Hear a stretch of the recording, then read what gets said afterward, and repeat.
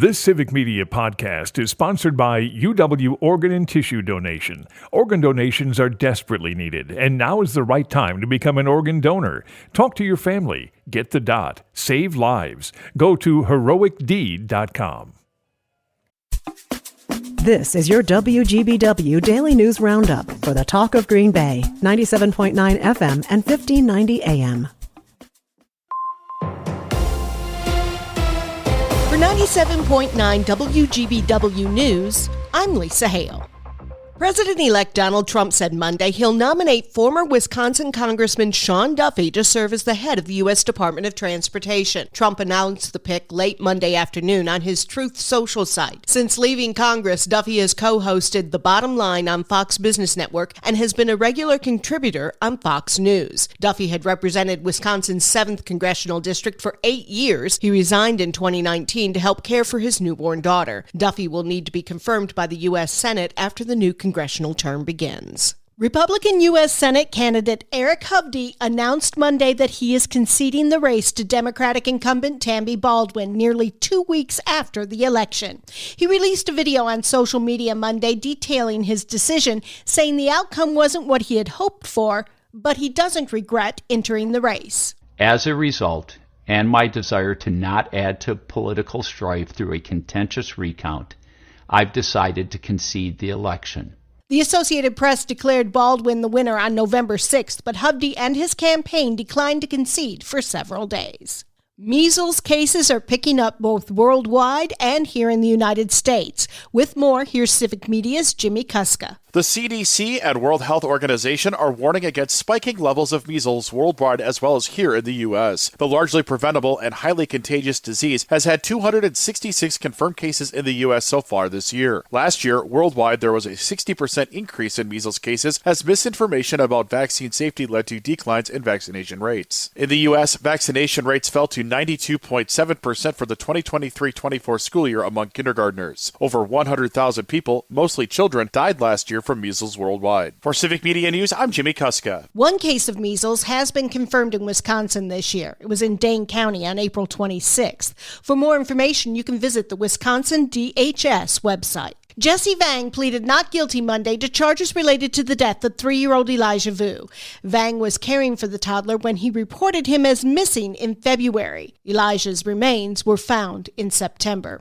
Vang is charged with physical abuse of a child, repeated acts causing death, hiding a corpse, and obstruction. Prosecutors have until February 7th to offer him any plea deal. His next court appearance is scheduled for March 13th. Elijah's mother, Katrina Bauer, is also charged in the case.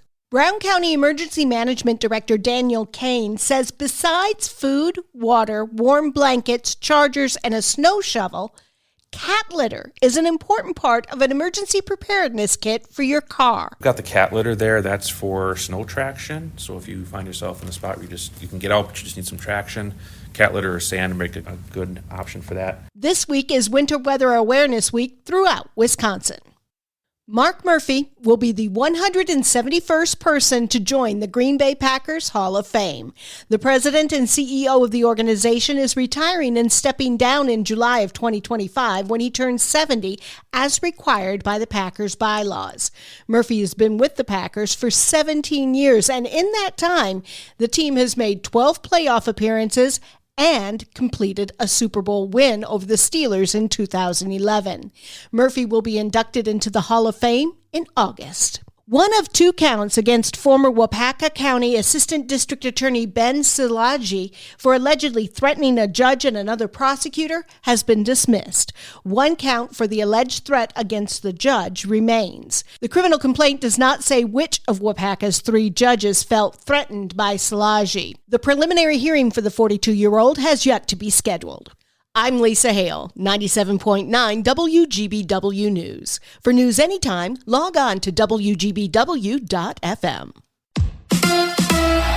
The Bucks beat the Rockets. Hi, I'm Mike Clemens with sports. The Bucks pulled out a 101-100 win over the Rockets last night in Milwaukee. It snapped a 5-game winning streak for Houston. Damian Lillard with the winning shot. Doc Rivers says Lillard reminds him of Ray Allen. Well, Dame just has great courage. Reminds me a lot of Ray Allen. in that way. Ray didn't have a lot of bad shooting nights, but when he had one, if you had one shot to make, you still wanted to go to him. And that's how you feel about Day. The Bucks host the Chicago Bulls tomorrow night. Men's college basketball, number 19th ranked Badgers held on to win over Texas Rio Grande Valley, 87-84. Wisconsin remains undefeated at 5-0. College football, the Badgers head to Lincoln to play Nebraska this Saturday at 2:30. Luke Fickell on his decision to fire offensive coordinator Phil Longo. Just so you know, on Sunday, I had made a decision to what we needed to do, and then came in, obviously had a conversation with Phil, and pretty much decided that we needed to do it now. That's the Badgers' Luke Fickell with Sports on Mike Clemens.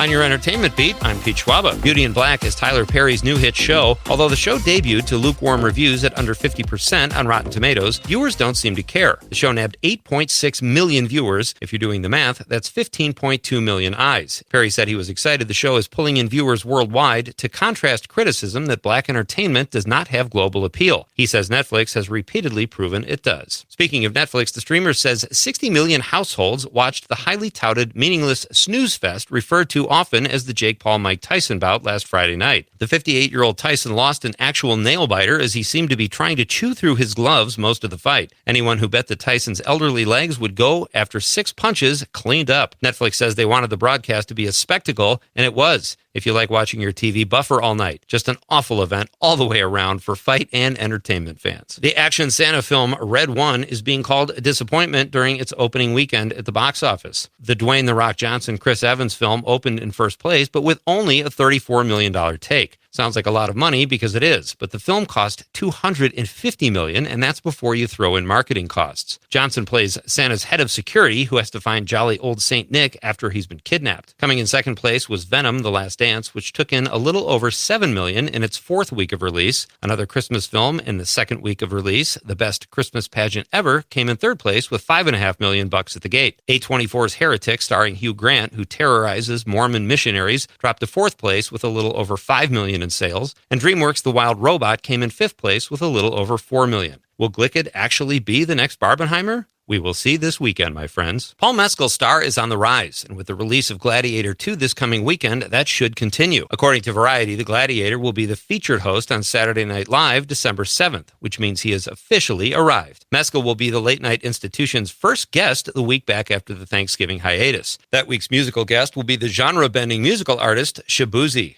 Kevin Costner fans are desperate for Kevin Costner to finish his 4-part series Horizon: An American Saga. The source? Kevin Costner. Costner assured fans that Chapter 3 was on the way a few months ago, but that was before Chapter 1 underperformed at the box office and distributors pulled Part 2 from theaters and sent it right to the stream. Costner didn't sound as confident more recently when he told Deadline in the last few days he is hopeful Chapter 3 will still get made, giving the vibe he is tired of his own project. For more showbiz fun, tune in to Nightlight with me, Pete Schwaba, weeknights from 6 to 8 p.m. on the Civic Media Radio Network.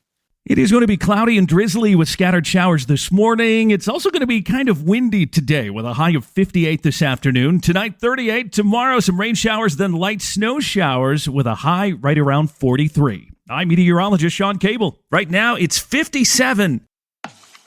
That's your WGBW Daily News Roundup from Civic Media. Subscribe to this podcast on Spotify, Apple, or wherever you find your podcasts. Find more news at WGBW.FM. The national news cycle never stops, but it can be hard to find news about your local community. Civic Media is dedicated to providing quality local and state news coverage across Wisconsin. With the Civic Media app, you can get notifications about local stories that matter to you and your community. Find the free Civic Media app in your phone's app store and choose notifications from the menu to tell us what kind of news you want to hear about.